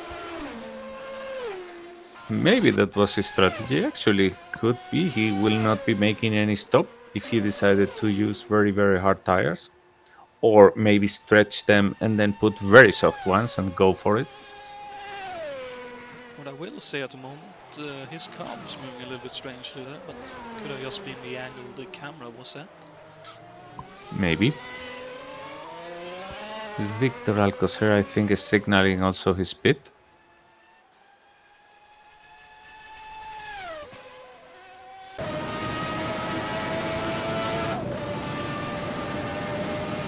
Not mistaken, I think, yep, Juha is running with a little bit of damage somewhere in the car. There you go. He took a bit too much of the corner there. He's having to run with slightly crooked steering, I guess, so some kind of damage picked up. I can't remember what kind of incidents he's been involved in, but somewhere or rather he's picked up a little bit of damage to his car, maybe from the opening lap shunt. He did also collide with David Miller in the first chicane, so maybe there's that. Oh, that's also a possibility, but that's a bit unfortunate for you, huh? But looks like he's able to control the car for now anyway. Well, Brian Janik is right now, I think, 18 seconds behind him. So 17 seconds, it's... yeah, 17 60 seconds now. behind him. But Juha has not made any pit stop yet. So I think it's safe to say that if he stops now, he will emerge behind Brian Janik. Could be that he feels with that damage that he should be able to make it still on no stop and just try to keep up a good So pace. with Victor Alcocer heading into the pits, that gives him now 10 position to Richard Coxon, who had done his pit stop already. 9th is Cesarius Lapinski. 8th is Thiago Canola. 7th, Brian Ridal. 6th is Bruno Chacon at the moment. 5th, Tim Hille. 4th, Brian Janik. 3rd is Juha Boss, but with one stop less than everybody. Then 2nd is Pascal. And on top is David Jakes, only 9 seconds in front right now. Not sure if this is indicating of him pacing a bit himself and Pascal being able to put up with a bit more race rhythm now that we are heading into the second half of the race. Difficult to say for sure, but obviously taking care of the car should have the highest priority at the moment. So if that's just him pacing himself and looking after the gap so it doesn't... I mean, the way it is right now, he doesn't need to increase it anyway, so as long as he's just decided to look after the gap. And oh, as we say that, 45.3 from David Yates. That's a massive fastest improvement on the fastest lap. I think the fastest so far before that was a 45.9. That's a 6th, 10th improvement on the quickest lap.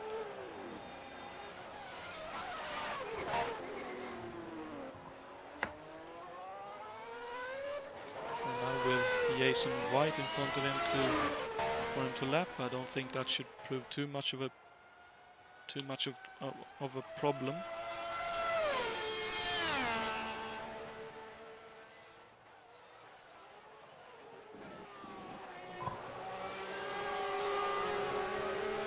Yes, Jason stays wide there, and let's... Bruno Chacon is on the grass now. He rejoins the track safely. Ooh, that's not where you want to go off. We've seen that before. With Richard Wilkes, I think that is in the Leighton House heading into the pits. Yeah, I'm not sure if Bruno has stopped or not. He stopped pretty early in the cycle. So okay. His pit stops are done. Maybe he's going for 2 stops, I'm not sure. Could be, I think it was lap 23 or 24 when I noticed Bruno was into the pits.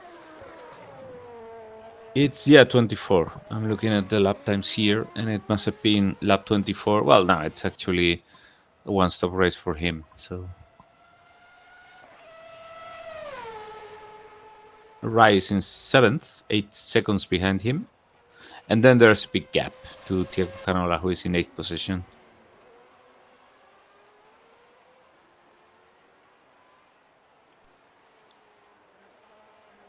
Now an even bigger improvement on the fastest lap. Pascal Mikkola slams in a 1:44.8.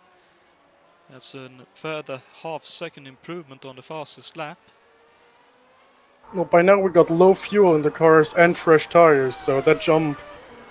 The tires are still... the laps are still gonna improve, I can tell you that.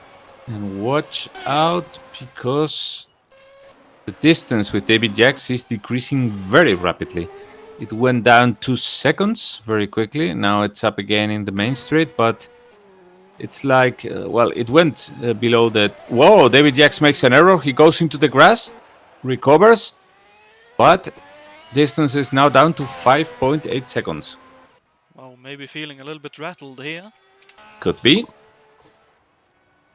because obviously with the way it works, he will have been able to see that Pascal did a 44.8 and sitting and driving at the limit of what is possible is very tricky indeed, and trying to improve that just a little bit more and go a little bit quicker can have very bad consequences for you, and this was one of those that dropped, I think that's about 4 seconds, 4.5 seconds David Yates. Oh, and Pascal is on the grass too. Oh, and Pascal, in the same token, maybe trying a little bit too hard now, knowing that he gained a little bit of time on Yates. Oh, Juha Boss has no front wing. Oh no! Yep. Whatever happened His car is whipping in the straight. He's likely going for the pits on this one. Let's see if he can keep it on track because it's understeering badly. I wonder if he went off in Bremskurve 2 because the car looks off from after that section. Yeah, he did. He went off at Bremskurve 2. Oh, he hit the inside barrier. Oh. He's into the pits now for repairs. I'm not sure if there was additional suspension damage there. Well, the way he hit the barrier, I wouldn't be surprised if there's a bit of additional damage to the car. What a shame, because the race was going so well for him. Indeed, but considering the damage he already had, it could Oh, there's a car that's Team of Hermes who spun. Thankfully, he joined safely, but there is a spin again. Team Hille just avoided it. Timo's in the grass, but now he seems to be able to rejoin. Slowly. Very carefully. Oh, it looks like he has a puncture. Oh, no. Well, this is a very long way. Well, it is, but at least he has one rear tire that's still working, so... Yeah, but that speed, that's not going to be... No, it will take a very long time, but at least he should be able to regain the track, as we can see there Juha coming out of the pits, and at least looks like he'll try to continue. Let's very quickly see if we can catch up to Vermeer's spin. I'd assume the second spin was because the tire were down already. Let's see, was Timo actually heading into the pits? No, it was just, I think that's overheated tires and a spin because of that, and then missing the it looks chicane like there. He had a puncture even before he tried to rejoin there, so either the puncture caused the spin, or he punctured during the spin, so to speak. But still able to continue, so that's good. And Jason White in 13th at the moment, still going strong. Well, this gives the third place to Brian Janick so far. Then it's Team Hille. Bruno Chacon in 5th position. Great to see, and some points there for the Williams teams, hopefully, to keep in the championship fight. A nice point also, in, at least for now, for the Dallara team. And then it's Juha Boss after his repairs. Tiago Canola, Cesarius, Richard Coxon, Victor Alcocer, Jules Bouchard. Now overtaken by Pascal. Jason White, still on track. Timo Vermeers, going very quickly on the straight, but now braking for the chicane. About to enter the pits in some moments. He's at Bremskurve 3, so he has the stadium section left before he can head into the pits. But very sportingly, making sure to go at a pace where he can control the car and stay out of the way of drivers coming past. Oh, this right-hander must be very troublesome for him. It is. But while going out, he basically made it easier for Jules Bouchard, so no harm done. Indeed, so... And since it's only a puncture, it should be easy to fix. Now the problem is Tiago Canola coming right from behind. Hopefully that will not hamper him too much. No, Tiago, well, fortunately, Tiago seems to have been aware. Yeah, he nearly missed it there again. Now take it easy, Timo. Very good job there, Timo. Good effort. Slow there. And he's safe. Good stuff.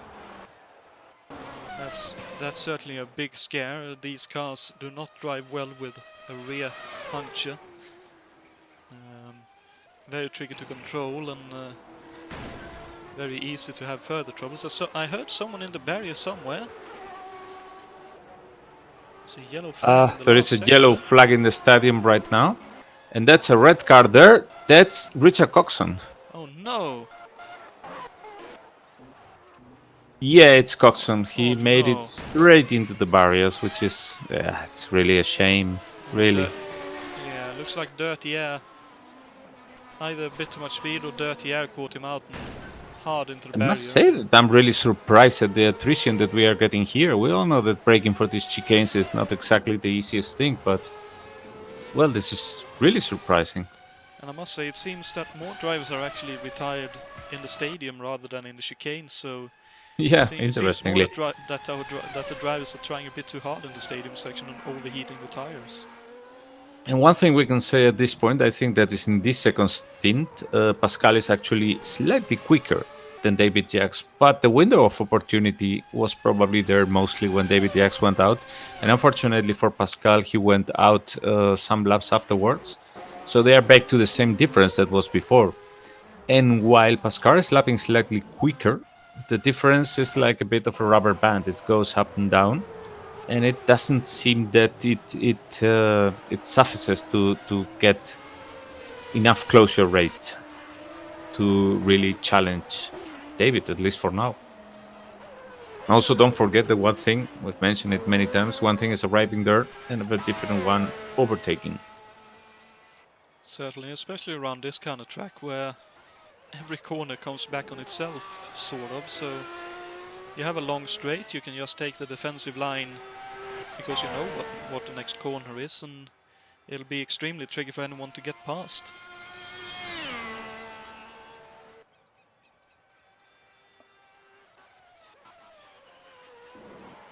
Good thing is that for the survivors, points are going to be cheap today. So let's see what happens and how this influences in the championship fight and especially in the constructors fight. Because right now we got Dalaras in the points, we got Williams despite Dave Miller's retirement. Bruno is doing a brilliant job as second driver of the team right now with his car in 5th position. I know he must be ecstatic, but I also know that he's not going to let it like get to the top of his head and lose concentration. So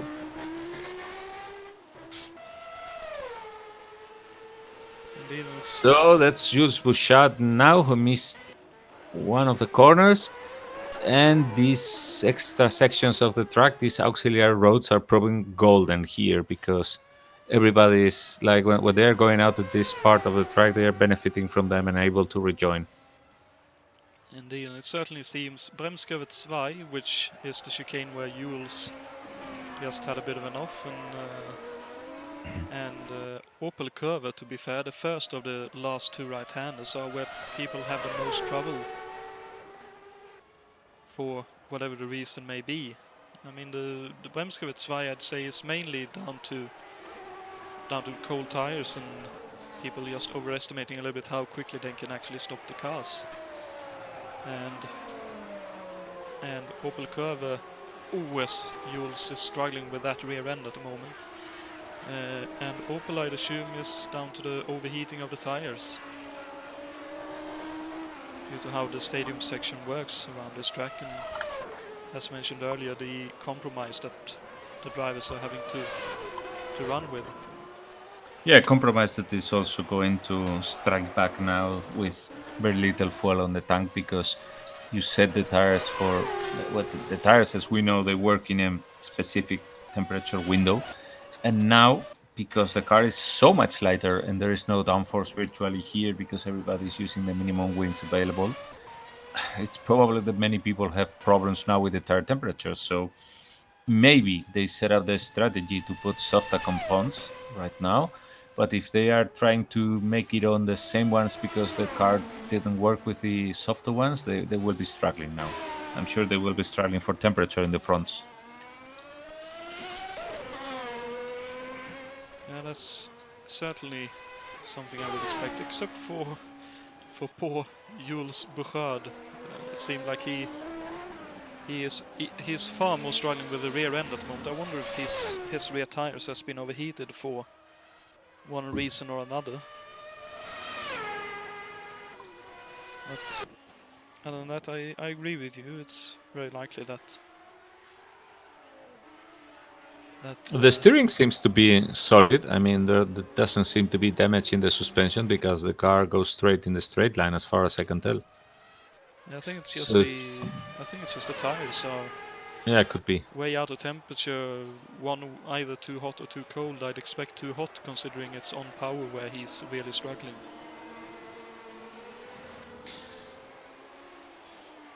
The difference is now in the front, as was some laps ago, 10, 9 seconds, but always in that bracket.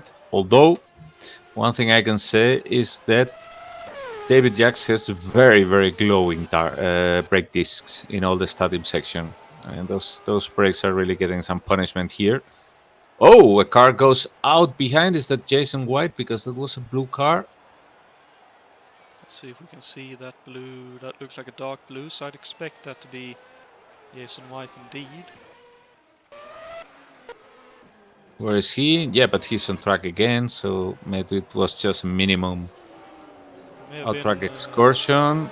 Stays on the inside, very nice for Pascal to go by. It may have been the same kind of slight off in Ajib corner that Pascal Mikla had when he was trying to close up on David Yates. It's interesting how in the straights David is stretching the lead and then it gets back shrinked after they pass the chicanes. So I believe that probably he's running a very low wing setup because he's really distancing himself in the straights. But again, we should say that that's going to be very tolling on the brakes because once you're off the throttle, there is basically nothing stopping your car except the brakes. There is no aerodynamic track. It could be, though, that because lower wings spare him some fuel, that has also allowed him to have a less heavy car. But still, I know that this is one of the heaviest, so I'm waiting to see because there's still 10 laps to go and anything can happen, and usually does. Yeah, this is F1 after all. And It is. Bruno Chacon has just retired. oh no! Oh no, I can't believe that. Really? Yes, he's shown as a DNF on the timing table. Oh no! So I can still catch it in the replay. Let's see what happened.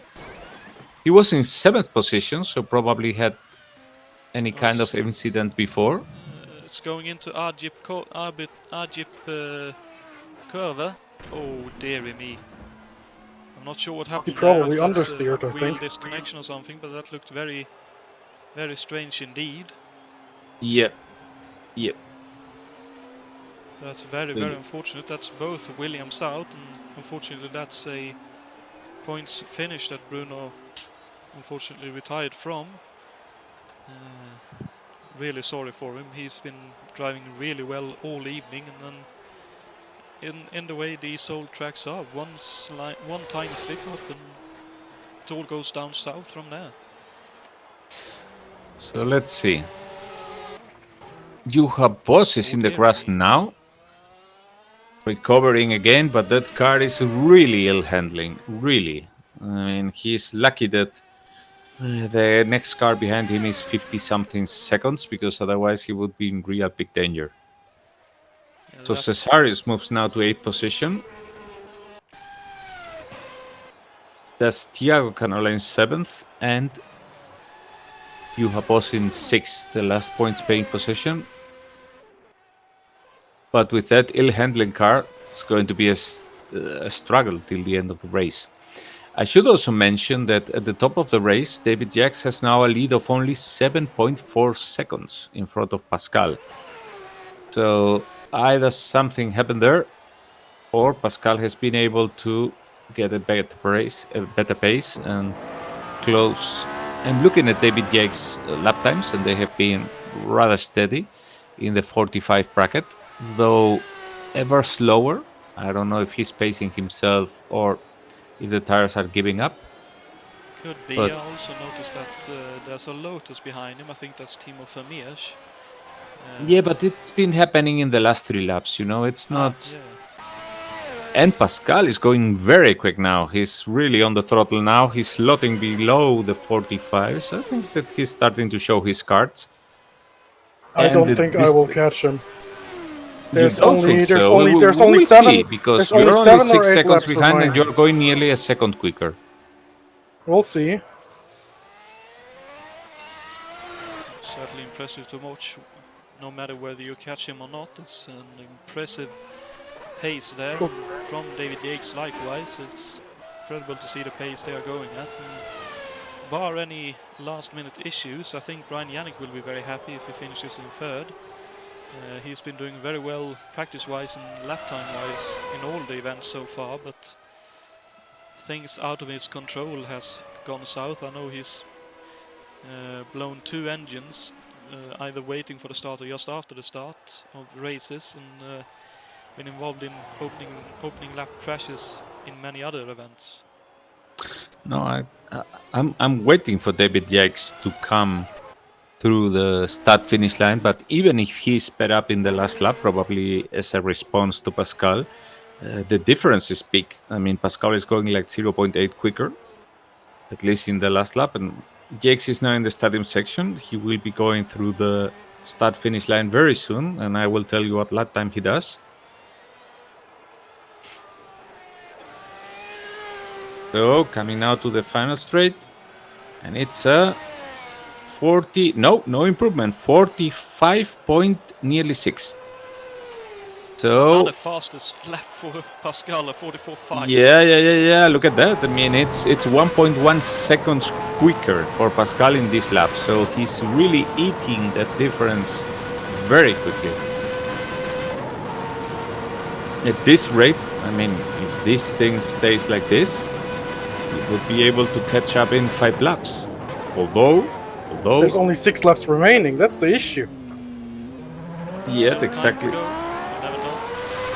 We're in lap 38 of 45, so that's basically 5-6 laps remaining. But you never know, because the pressure could take also a toll on David Yates, and it's now only barely 5 seconds there, the difference.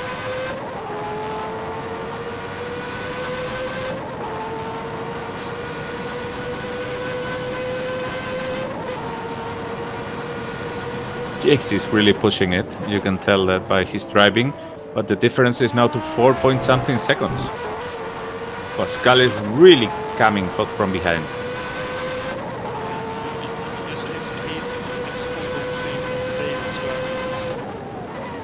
It's just as possible to see it from Pascal's point of view. I'm sitting in placed on the camera beside his cockpit, and clearly possible to see that there's all-out war going on in terms of getting the most out of the cars in these dying laps.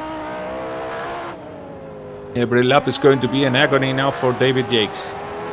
So last lap was 1:45.396, which is more or less very similar to the last one that he has been doing, and I'm betting that this is basically as quick as he can go right now. There's nothing else that he's saving. Indeed, and I think Pascal did another fastest lap at a 44.2 that time around. Not so much, since I see the difference has gone slightly up, but we'll see now in the chicane. Yeah, in the chicane it slows a lot.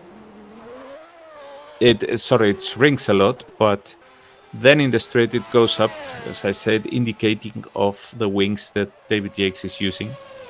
It's now, for example, barely for a brief moment over 5 seconds. But now it's back to 4.5 right after the chicane, again increasing. So you can see that it's basically in the turns where Pascal is eating time to David Yates. Although, as Pascal said, it could maybe not be enough, we will see. But this certainly is putting a lot of pressure on David Yates. I mean, he's the man he has a race to lose right now. So we'll see how he stands this pressure. Of course, it's not the same as having the other car already waving right behind you, but still, these fights in the distance are not exactly the most comfortable ones.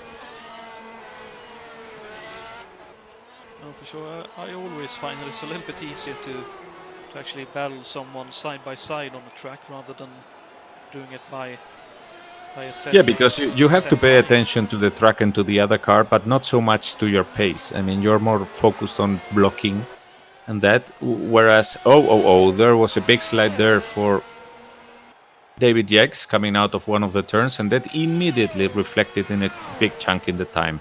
So it went below the 4 seconds mark. I think So yeah, we were saying that fighting the other car on track is one thing. Well, you know where your rival is. But in the case of having to fight against the clock, well, that's a different story. Because you have to nail it perfectly all the time. 3.6 now. It's one of those. Brian Janik, attention! Brian Janik is without a front wing in the stadium section. Now the question is, will he make a pit stop or will he try? Yeah, he's going for a pit stop. Like it. That's so unfortunate. Oh, and there's a red car. That's likely Ray Riddle now in the grass. No, not Ray Riddle, which is Cesarius. Wait a moment. No. Yeah, that must have been Cesarius. No, but he has recovered. Well, I was more looking at the situation. Brian Yannick actually made contact with the other Tyrrell driver. That's and the Tyrrell driver I think is out with a big crash in the Ajip. Well, that will put right now Tim Hille in 3rd position. Pascal is now hampered by Juha Boss.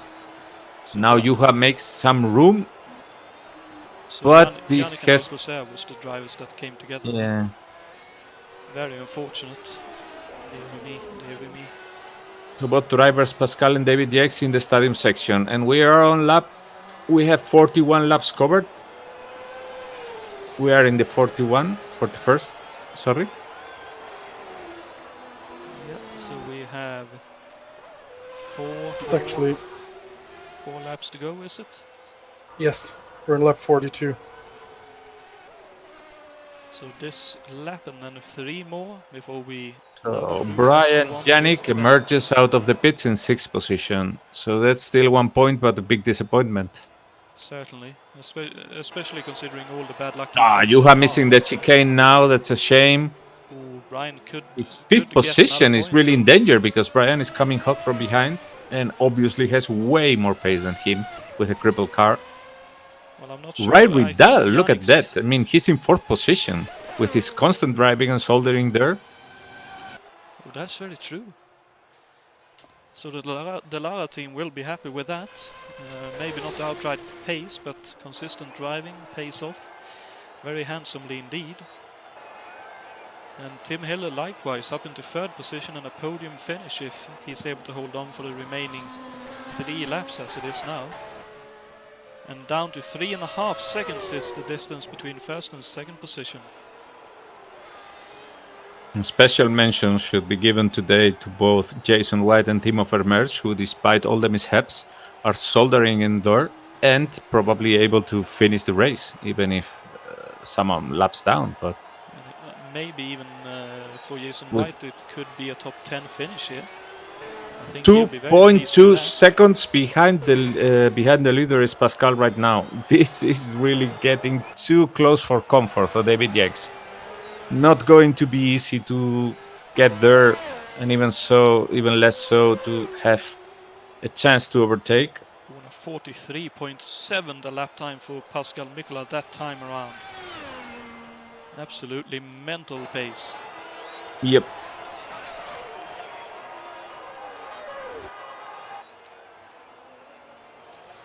And that all while listening to our broadcast and maybe even petting his dog. I'll admit you gave me a smile when you said that the pace is mental. Considering the pace they're going at, I don't think either of them would have time to pet any kind of pet at all. I think they have their hands full with the way they are going. So something happened to Brian Janik because there is now a bigger gap from him to Juha Boss. Juha can stay more safely in 5th position. Whoa, even if that McLaren is really ill handling at this point. We can see that it's crabbing very badly indeed down the straight. Oh, and another bit of a mistake for Yannick, I think. It looked like he was on the grass there as I came back to his car, and his car is crabbing as well, so both drivers in trouble with their cars there. But, Below 2 seconds for some brief moment is the difference, the distance between Jakes and Pascal. Jakes is there already on the crosshair for that Tyrrell. But we're heading into lap number 43. Jakes is going to start it right now. so second to last lap this is. On board with David Jakes now. Let's see what happens during these last 2 laps. 1.8 seconds difference now. And careful because Jakes, yeah, he has been lucky enough to get rid of the lap car. Very good call by Jules Bouchard not getting into the chicane. He basically moved right and braked early, and that was very good because he did not interfere at all with the fight. You see that down to 1.5 seconds in the chicane. Yeah, they are, and it's hard to tell if there will ever be a shot for Pascal if he's able to catch up in this next. Oh, an error by Jakes! David Jakes is wide. Here comes Mikola. Mikola is past him. Mikola is up into the lead. One tiny mistake. All race we've been talking about, the tiniest bit of an error, and you pay for it. Look at this. Yeah, but just running a little careful wide. because this race is not over yet, and it's now Pascal's race to lose. It is indeed. Oh, and look at that! Yeah. Careful, guys, because anything can and usually does happen. It's still F1 this.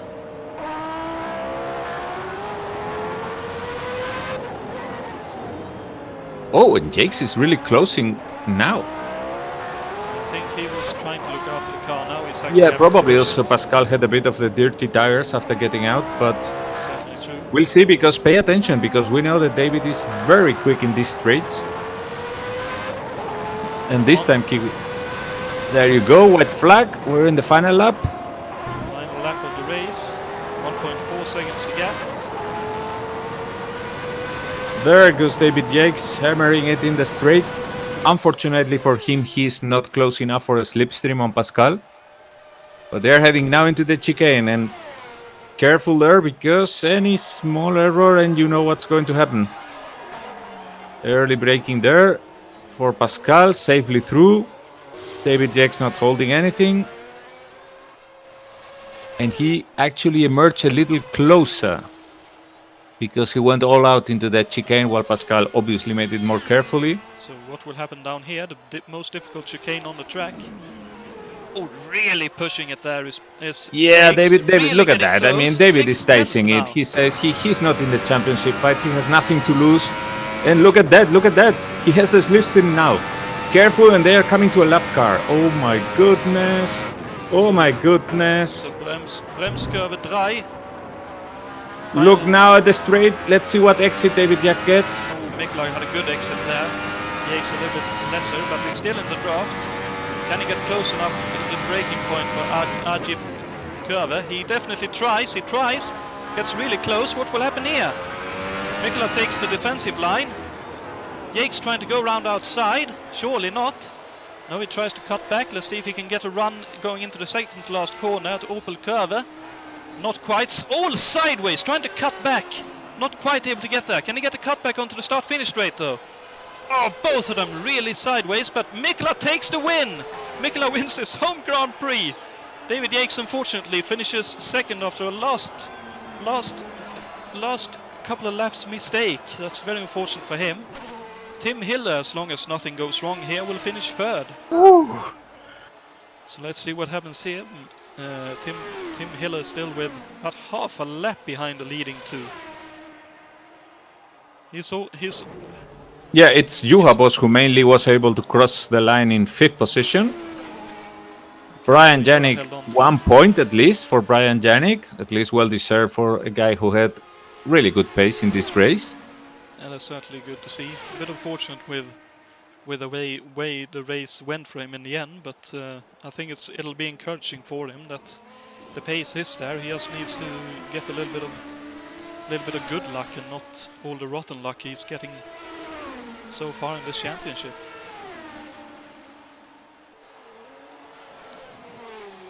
I can tell you, I was sweating bullets. Let's see, Tim Hiller now. I can imagine that. Can certainly do. Tim Hiller heading into the stadium now, trying to take it very neat and tidy. Not make any errors as he closes in on a third place finish and a podium finish at that. Tim, I think, will be very happy meanwhile, we with that. got Jason White in 9th position. Timo is going to get the top 10 with the Lotus there. Nicely done, sir. Tim Hiller there, crossing the line third. And just waiting for RESCHEDULED to finish off our finishes. Looking to get a 4th place finish for the Lara. Very nice Here he comes. finish for him there. Happy with that result, he seems. He's waving there. Certainly. I think considering the Lara Yad is a little bit down on power to some of the other machinery in the field, I'm sure he's very happy with that. Yep. Wow. Wow. Very exciting race, very exciting finish. Indeed. I'm catching my. I gotta catch my breath here. Holy cow! Not surprised. So while we all try to catch our breath a little bit, let's have a quick look at what's coming up at ISO and a trivia question. And when we come back, we will hopefully have a interview or two ready for you when that time is right. So I think we are. Let's see. Look at this. Okay, so.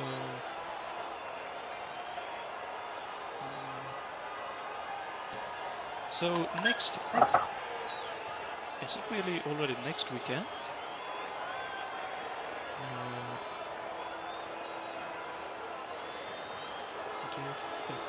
Yeah, my apologies. As I said earlier on the broadcast, I'm a little bit tired today. So next weekend we have Magia Magudij, or however you say that in Hungarian. But it is it'll be the Hungarian Grand Prix, round 10 of 16 from this F1 91 championship. It'll be green light at 2000 CT, just as it was this evening. And we are missing one, just like I thought. I believe it's 2 weeks from now, is it, Alberto, that the USAC race is going ahead? We will be making the thread open tonight, both for the Hungaroring race. That's only going to be 1 week to prepare that Hungaroring race for the Formula One. Sorry for that, but since we had to postpone this Hockenheim race because of the track issues, well, we run a bit short of time. But anyway, it's next week, something that has already happened many times in real life Formula One schedule when they do a leg at some point of a different continent. And then we will have on the following week the USAC in the Michigan racetrack. There's a new patch coming. We have decided to advance it for this next race in Michigan. You will get now the scalable turbo and some more goodies and improvements in the cars.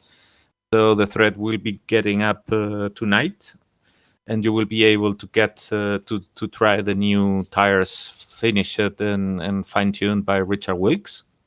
Not a huge difference, mind you, but there is certainly a difference, and the turbo will make it.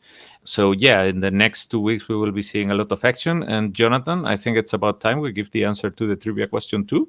Yep, and just quickly, on July 26th, that is about a month away, so 2 weeks after the USAC event, Grand Prix de Belgique will go ahead, the Belgian Grand Prix, which correspondingly will be round 11 of 16 of this F1 91 championship.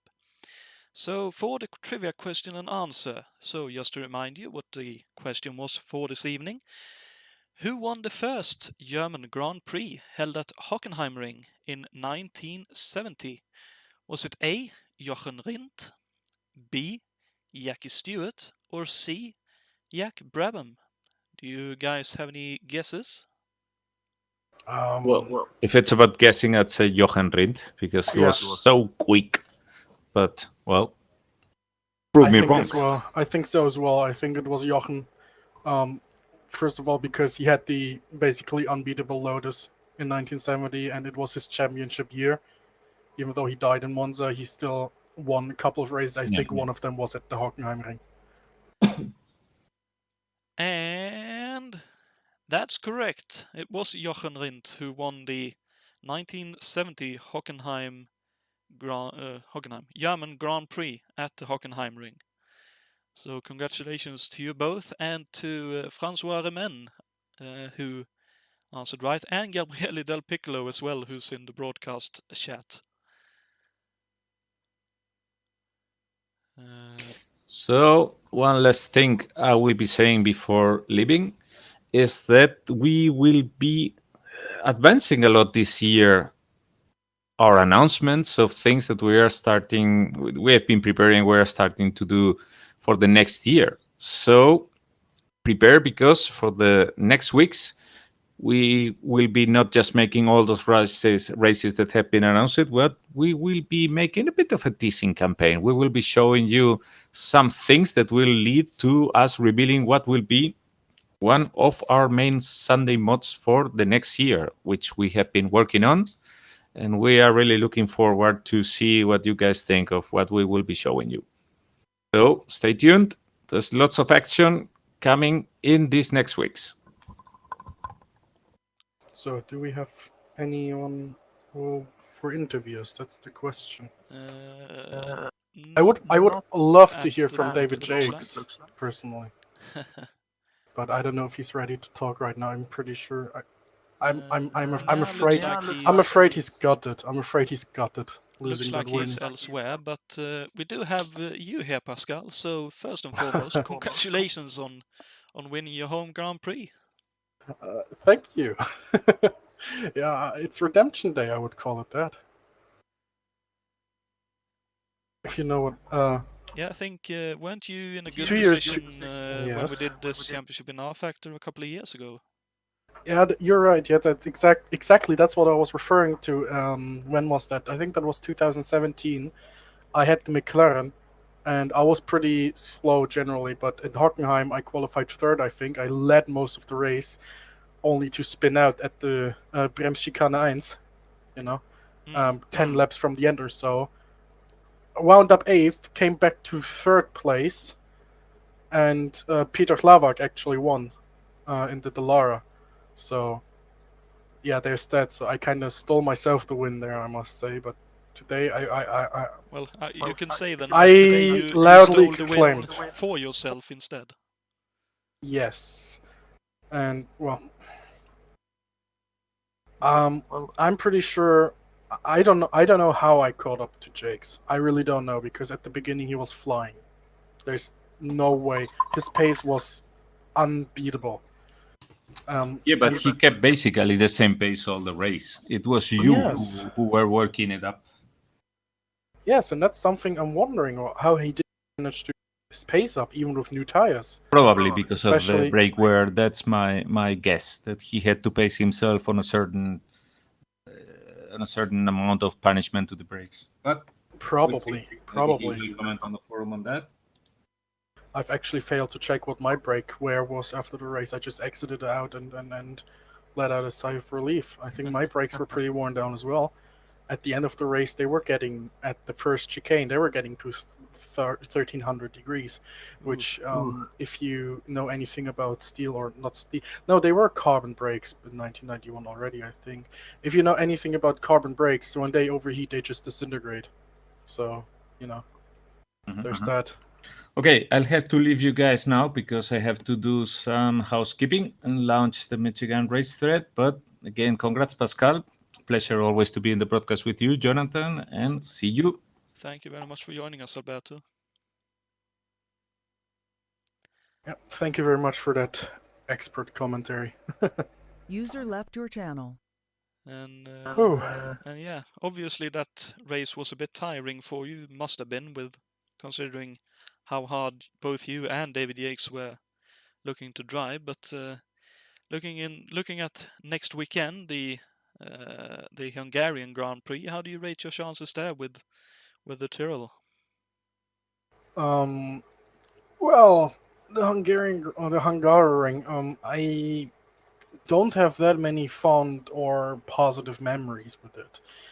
But given that it's a very tight track, you don't get to stretch your horsepower legs out that much, except for the front straight, um, which has in my mind brought up a comparison to the Monaco street circuit.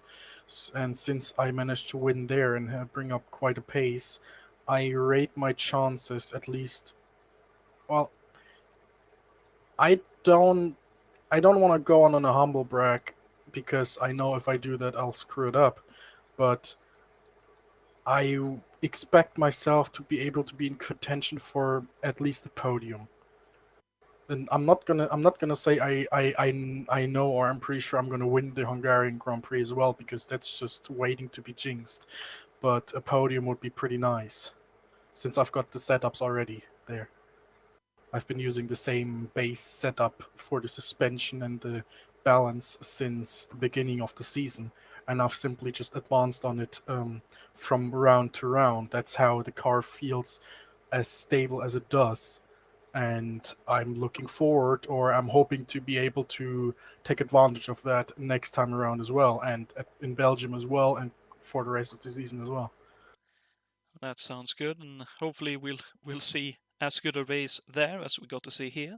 Unfortunately, a lot of retirements in the race, but a lot of good action as well, and some late race drama to make it very, very interesting indeed all the way through.